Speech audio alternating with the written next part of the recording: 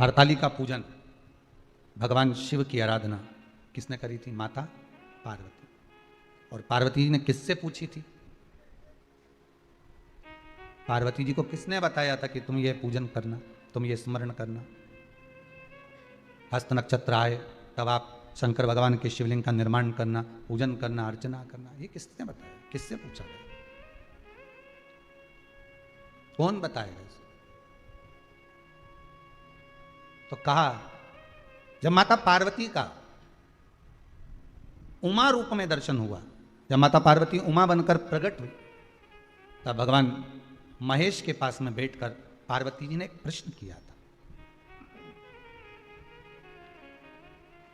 पार्वती जी भगवान शिव से एक प्रश्न कर रही, महेश भगवान से एक प्रश्न कर रहे, भोलेनाथ प्रभु शंभु शंकर, हे दयालु करुणा सागर, कृपा करने वाले त्रिकालदर्शी कैलाशी, हे शिव करुणा करिए और मुझे आप इतना सा बता दीजिए कि मैं जितनी जन्म लूं, मैं मृत्यु लोक में जितनी बार आऊं, मैं इस भूमि पर जितनी बार जन्म लूं, अवतरण हो मेरा, जन्म हो मेरा, मैं जितनी बार प्रकट हूं इस पृथ्वी पर, आप मेरे पति बनकर मुझे मिले, उसके लिए मैं क्या कर सकती हूं?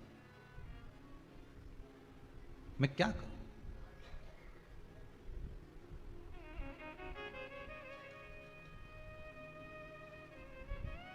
मैं कैसे आपको प्राप्त कर सकती हूं?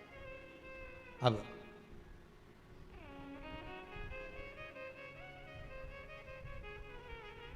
जैसे सबसे पहली करवा चौथ की पूजन किसने करी थी? बोलते जाओ जरा जल्दी। कोई आपसे प्रश्न कर लेगा कि आप हर साल करवा चौथ का पूजन करती हो, चलनी में मुंडा भी देखो है, चलनी में मुख भी देखती हो, दिया भी लगाती हो, करवा भी भरती हो, पूजन भी करते हो, तो सबसे पहली करवा चौथ की पूजन करी किसने थी? तो शास्त्र कहता है सबसे पहली करवा चौथ की पूजन माता द्रौपदी ने करी थी। किसने करवाई थी? तो कहा भगवान कृष्ण ने करवाई थी। क्यों करवाई थी? तो कहा अर्जुन द्रौपदी को छोड़कर नीलगिरी पर्वत पर तप करने चले गए थे, और नीलगिरी पर्वत पर जब अर्जुन तप करने के लिए गए, घोर तप अर्जुन ने करा। अब अर्जुन ने तप करा तो इसको द्रौपदी को कहीं से सूचना मिल गई कि दुर्योधन ने अपनी 2 अक्षौणी सेना अर्जुन को मारने के लिए भेजा। अब व्यक्ति अगर नेत्र बंद करके बैठा है, साधना में बैठा हुआ है, तप में बैठा हुआ है, अपनी भक्ति में बैठा हुआ है, और कोई आया पीछे से और उसने वार कर दिया, तो किसको मालूम पड़ेगा? कौन जानेगा? अब अर्जुन अगर तप साधना में बैठे हुए हैं और द्रौपदी का पति अर्जुन अगर तप साधना में बैठा और पीछे से अगर दुर्योधन आक्रमण कर रहा है 2 अक्षौणी सेना के साथ, तो कौन जान सकता?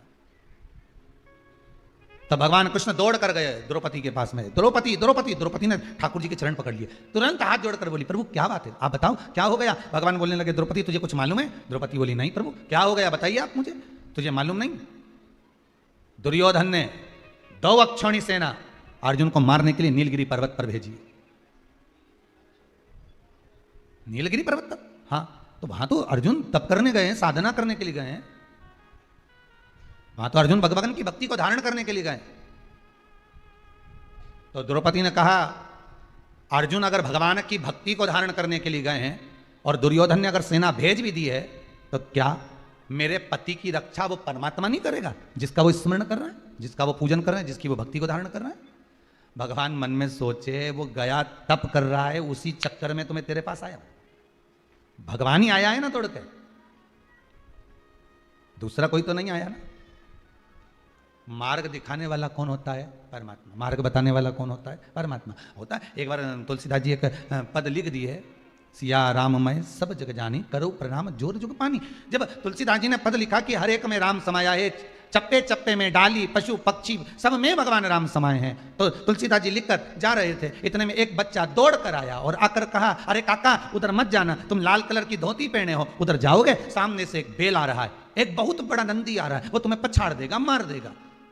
इतने में तुलसीदास जी ने कहा तुझे मालूम नहीं बेटा, मैंने अभी चौपाई लिखी है सिया राममय सब जग जानी, अभी मैंने चौपाई लिखी सब में राम है, तो बेल में भी तो राम होगा, नंदी में भी तो राम होगा, वो मुझे नहीं मारेगा। तुलसीदास जी आगे बढ़े, बेल ने सींग से उठाया, तुलसीदास को पटक दिया, और बाबा तुलसीदास जी को जैसे ही पटका, तुलसीदास जी दौड़ कर गए, सीधे पहुंचे गंगा के घाट पर, कलम उठाई, जो चौपाई लिखी थी उसको काटने लगे। इतने में हनुमान जी महाराज आकर खड़े होकर काट मत देना, रामायण की चौपाई एक मत काट देना, बिल्कुल मत काटना। तो तुलसीदास जी ने लिखा, बोला मैंने चौपाई लिखी थी, सिया राम मैं सब जग जानी, करो प्रणाम जोर जुग पानी, सब में मैंने राम देखा।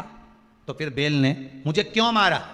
हनुमान जी बोले, तुमने सब में राम देखा, बेल में भी राम देखा, नंदी में भी राम देखा, तो उस बच्चे में राम क्यों नहीं देखा जो तुम्हें बताने आया था कि उधर मत जाना? वो बोलने तो आया था ना तुम्हारे पास में कि उधर मत जाओ।